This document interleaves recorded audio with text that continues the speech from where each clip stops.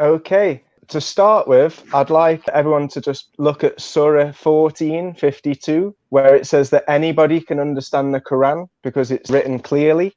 And then the next surah is 13:3, where we can see that he's spread out the earth. He hasn't clustered it up into a ball, but spread it out. The same as Surah 15:19. As for the earth, we spread it out. So that pretty much says that it's spread out level, maybe even flat. Definitely not a globe.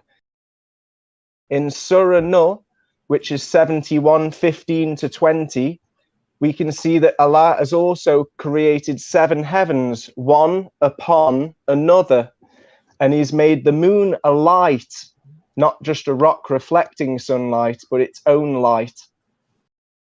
And also Surah 79:27-33, we can see that we are not as difficult to create as the heaven, and it is constructed it high, flawlessly, and the earth has been flattened for life.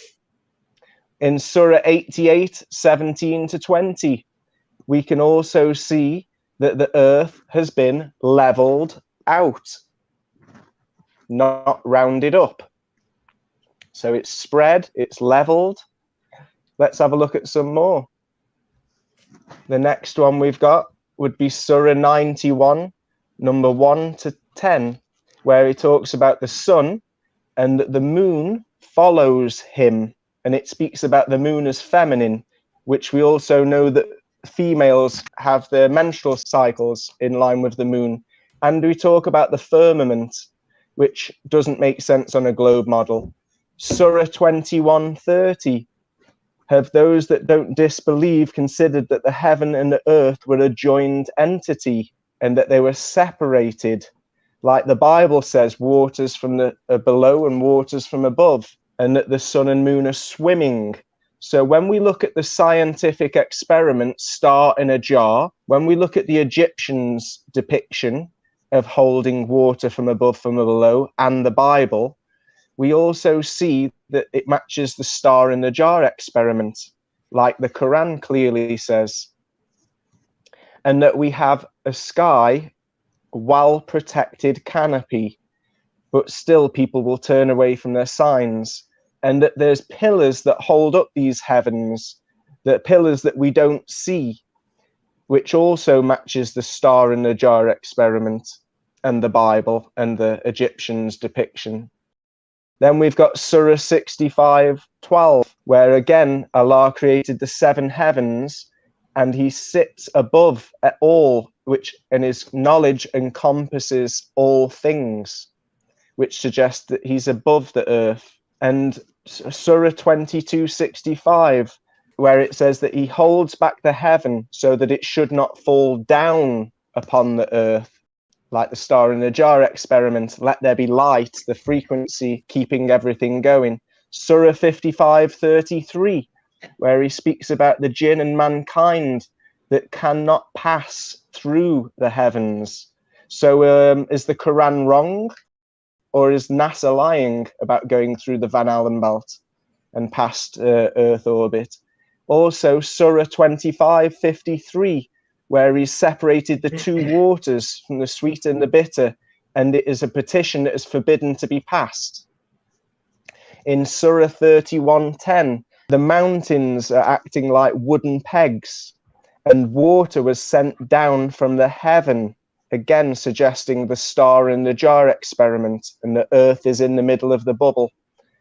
In Surah 13:2, Allah raised the heavens without any supports that you could see, like we're in a bubble, again the star in a jar, and he governs the entire order of things like a clock. In Surah 39:21, Allah sendeth down water from the heaven, which is talking about water from above, not clouds in the sky.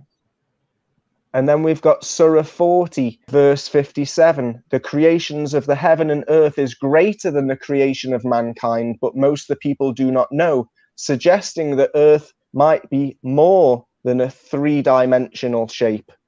but rather a 4D or a 5D or 7 heavens, 7D, 7-dimensional shape, which is why I'm not a flat earther, because neither the Bible or the Quran says flat, but it does say level, and it did say spread out.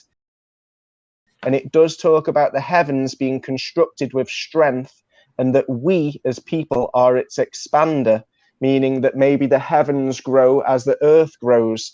That wouldn't work on a ball. Surah 78, verses 6 and 7, have also spoken about level lands. The earth is as a floor or as a bed. And again, that the mountains are as stakes and pegs, holding earth level and stable. In Surah 13:3, he who spread the earth. And indeed, there are signs for people who give thought. So there are hints to how earth is, even if it doesn't specifically say a shape for us. Surah 2, verse 29, it was he who created all that is on the earth for you. Then he turned to the sky and made the 7 heavens after, meaning the earth was first, just like in the Bible, the earth was before the sun. And then in Surah 41, verse 12, we can see that he adorned the lowest heaven with lamps and set angels to guard them or to defend from the devils. Yet, if we were believing in balls of fire in space, that wouldn't make much sense. But if we're talking about the lamps that are in the firmament, as the Bible and the Quran clearly say, which we can see with modern cameras, especially when we look at Jupiter's moons, we adorned the lowest heaven with stars like lamps and made for them as missiles to deal with the devils. And you'll also see that the moonlight has been made to have stages of its lighting, like a female menstrual cycle, like I said before. And you'll see that we can use the moon and the sun to tell the time, because it's like a clock. The moon tells the moons and the sun tells the hour. And then we've got the stars telling the season, like a perfect clock. And we can see that the sun and the moon are swimming in an orbit in Surah 21, verse 33. But it doesn't talk about the earth swimming or rotating, just the sun and the moon in their own orbit. Just like in Surah 39, verse 5, he has subjected the sun and the moon to run their courses for an appointed time, subjected them to us, because earth seems to be geocentric, just like in Surah 36, verse 38. But each in an orbit is swimming.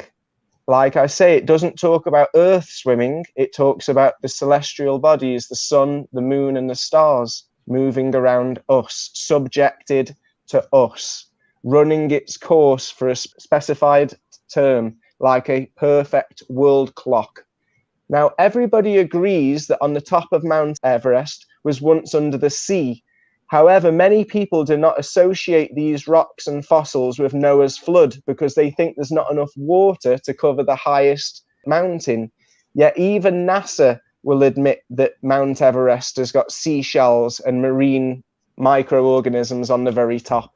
And just like Atlantis myths, we can see all around the world there's cities that are underwater. So a worldwide flood wouldn't make sense on a globe, but as we've just seen in the video, it would make sense on a level geocentric stationary Earth. And there is talk about Noah's flood in Surah 11, verse 44, Surah 23:27, in which all people will be drowned. So this is a worldwide flood, not a local flood. Just like we can see in the next Surah, 71:26-27, where it says, do not leave a single disbeliever on earth. So it's clearly a worldwide flood, which doesn't make sense on a globe.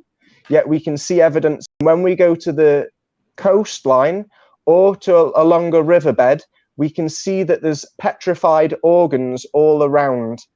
Even the round ones have got a convex side and a concave side because organs are lying on other organs in bags of fascia.